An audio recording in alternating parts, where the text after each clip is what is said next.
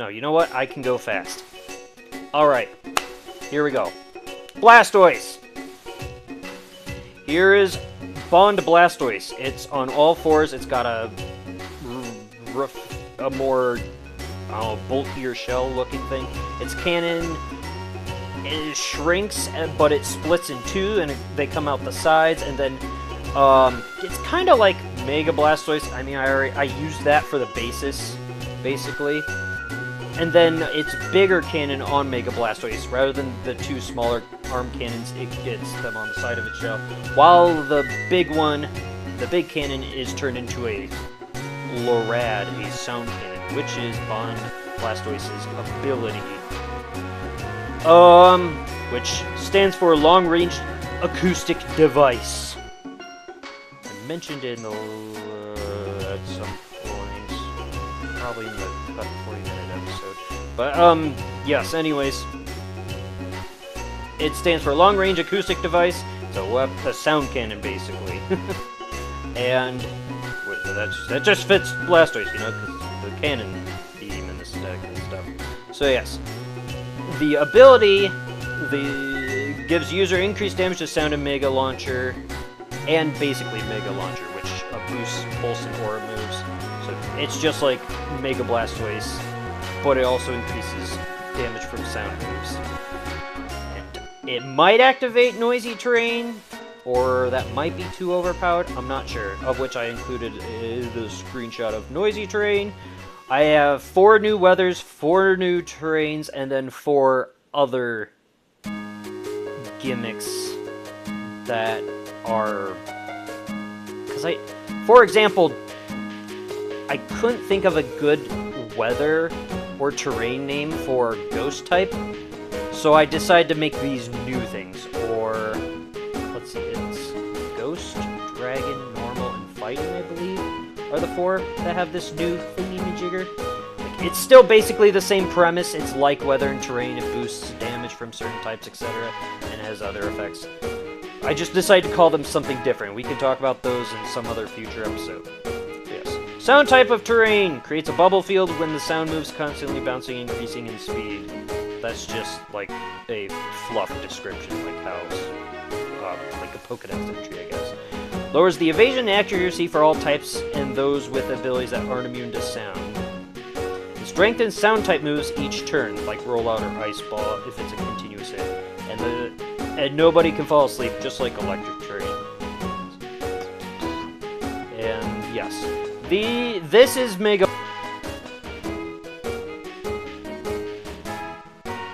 Bond Blastoise. Like I said. And the reason for each of its different colored shells is I thought it might be cool if... I'll talk about this in maybe the next episode, in which I showcase a not fully evolved Pokemon. But, for some Pokemon, their Bond forms are just going to be color differentiations. Like shinies, but different. And they still get the stat buffs, but not as much. For example, I don't know, Jigglypuff. Obviously, Wigglytuff exists, but like maybe a Bond Jigglypuff is like blue instead of pink or something, right? It's simple, but a fully evolved Pokemon like Greninja or Blastoise or Charizard, they get a more physical difference, right? And then at the same time, some of them might also get a color differentiation. With Blastoise, I figured, you know what would be cool? If its shell color changed to match, I don't know, either the clothes you're wearing or the trainer's favorite color, maybe. So, like, there's a red one, there's a yellow, there's a silver one, there's a green, a pink, blue. I thought it might be a kind of fun, cool idea. It doesn't change its typing, it's still water sound type. And then, I wasn't sure what a shiny could look like. I feel like green makes sense. I just went with the yellow shell because I like that the most, for whatever reason. I feel like green might be the better fit for a shiny Blastoise, but pink is also not bad, and I just wanted to see what a red one would look like. It looks good, but I don't feel like it's fitting for Blastoise. Now it kind of looks too fiery typing, which isn't great. So yeah, that's it, shinies. Moving on, Venusaur. Let's talk about the big grassy boy.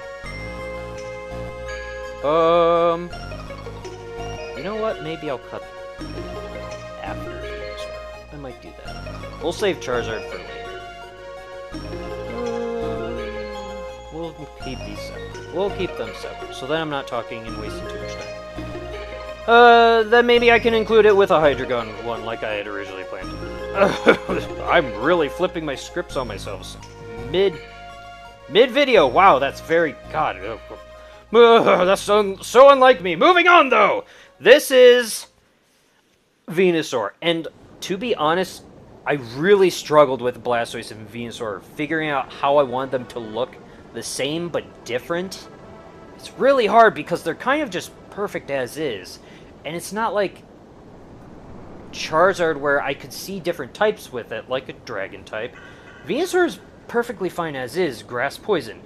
I could see a steel typing on Blastoise, but like, frankly, Mega Blastoise probably should have been steel type.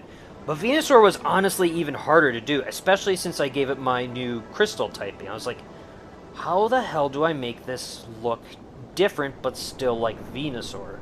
So I decided to just make it have bigger plants, I guess, and change their colors. So its leaves change to a kind of a crystally bluish, and then it's got some pink grass foliage on it.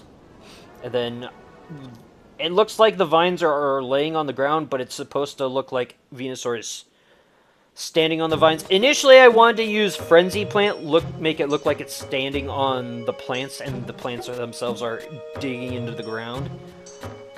But I couldn't find a good enough picture to render and take from Frenzy Plant to implement that, so I just went with a vine whip from a Bulbasaur picture I found. I took the screenshot, cut the Bulbasaur and everything else out of it. So yeah, pretend the vine whips are Frenzy Plant whips that Venusaur is standing on.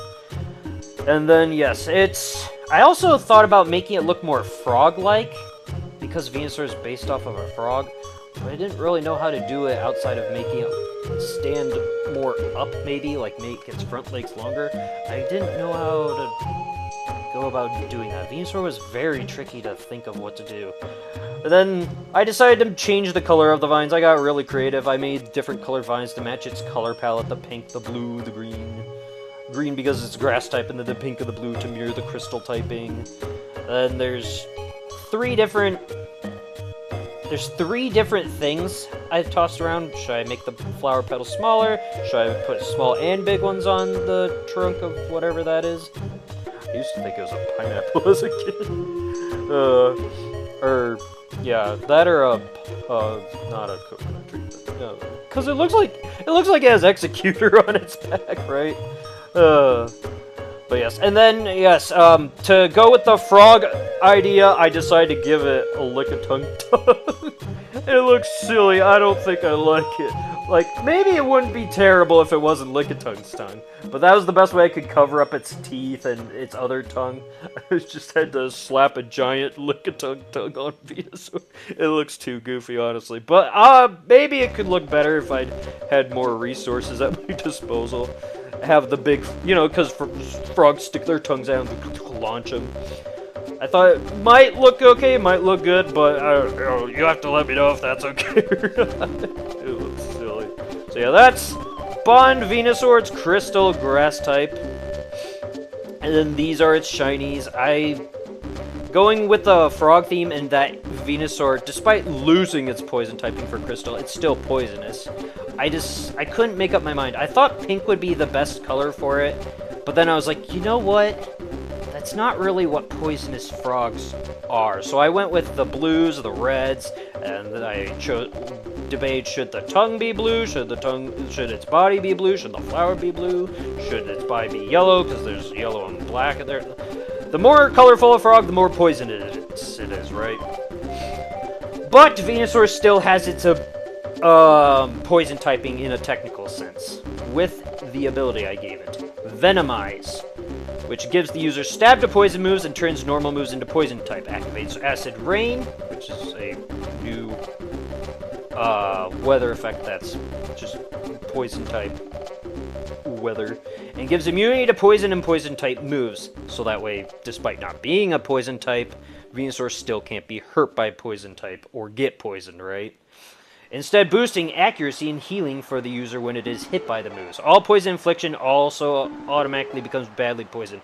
I just added this because I wasn't sure. It sounds good on paper, but it might be too broken, so maybe that's not a thing. And then I got new moves for them that are upgrades of their old ones. Oh, I didn't cover... Or no, I did cover Blastoise. Whoops. I did cover it. It's Lorette, right? That's its ability. Alright, so... when you have Frenzy Plant or Petal Dance on Venusaur, it gets the moves Thorny Frenzy, 150 power, no recharge. It's basically Frenzy Plant, but an upgrade. It also inflicts Ingrain on the user, which heals the user every turn, but also prevents them from returning to the Pokeball, I believe. And Leech Seed on the opponent, so it's sapping health. Kind of the idea here was I wanted it to be like the busted Gen 1 red, blue, green, yellow Venusaur, where if you slapped, I can't remember the order, if it's Toxic first, then Leech Seed, or is it might be Leech Seed, then Toxic, where Leech Seed actually sucks more damage out of the user, out of the opponent every turn. It was possibly a bug, maybe, but it made Venusaur pretty broken in the very first games, which got fixed by Gold Silver version. But yes, I kind of wanted to go with that idea for it, and then it also hits multiple opponents, but not its teammates, like Rock Slide, and it's an exclusive bond move for Venusaur.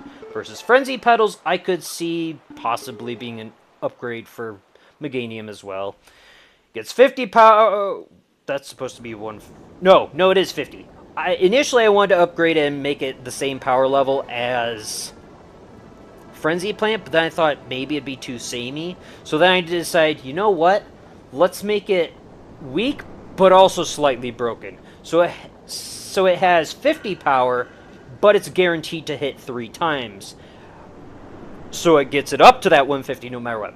But then at the same time, it also has a chance of doing 4 or 5 hits, so it could go up to 200 or 250 power on a lucky day, and hits everyone on the field, including your teammates in double and triple battles, like Earthquake or Surf, and the chance to cause confusion on those hit by 10 or 20%. I'm not sure if 20 would be too broken, and yeah, it's an upgrade to Petal Dance. Water Boom! Upgrade to Water Pulse for Blastoise. Hits all opponents, chance to cause flinch and confusion, because Water Pulse has, I believe, a 20 or 30% chance to inflict confusion. But at the same time, you know, you're being hit by a giant water ball and sound waves. It's just gonna... Can you imagine just... So I added the flinch effect. I don't know if that might make it too overpowered or not. And then yes, it's like Surf and Earthquake. It also hits everyone. Creates a giant bubble. This is kind of a Pokedex entry kind of thing. Creates a giant bubble that launches at supersonic speeds by sound waves being emitted by the user. Sound waves then disperse. Or should it be a Or, yes, that is also something I debated. Should I make it a, like Flying Press's flying and fighting move? I'd like to explore that a lot more, and I wish Game Freak would as well. Should it be a combination of water and sound type? I don't know. Maybe that'd make it too broken. I don't remember what weaknesses and strengths I gave to my sound type off the cuff. So I'll probably include it in the video so you can debate for yourself if that might be too broken or not. I don't know. And then Sound Cannon. It upgrades Boom Burst, to which, yeah, Blastoise can now learn Boom Burst in my games, I guess. And this one's exclusive to Blastoise versus Water Boom. Might be usable for other Bond Pokemon. We'll see. And it's basically like a Sound-type Hydro Cannon with a 10% chance of causing confusion in flinch, just like Water Boom. But if used consecutively, it can possibly create noisy terrain. That might be too broken, so I might get rid of that. And it also clears out any weather effects, you know, because if something shoots at the freaking speed of sound, boom, it just parts the things breaking it, parts the waves if it's flying across water, it parts the clouds, right? So it disperses stuff. That's kind of the idea there. So powerful and fast, it just blows everything away. So it blow fog away, it blow the sun away. Oh god, no! Oh no! Everything's gonna die now.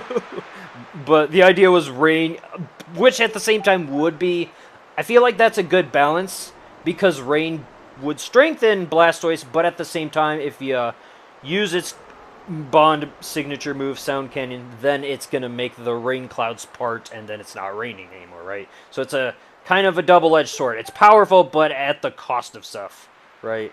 So that's the idea there. Those are, I guess, my own Bond Pokemon, and then the Bond Venusaur and Blastoise. I'll save Charizard for next episode. Let's not make these too long. I'll cut myself off here.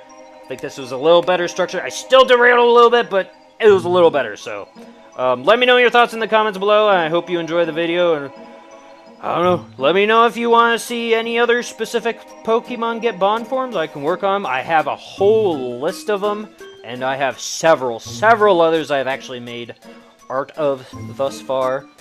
So I have a whole list, and we're ready to go on a good chunk of them, and at some point soon I hope I can actually get to work on making the art for my actual fan-made Pokemon. We'll see. I'm going to cut myself off. Thank you so much for watching. I hope you have a lovely day and or evening. And until next time, whatever it is I may do, I hope to see you then. Farewell. Oh, excuse me. Farewell. Goodbye.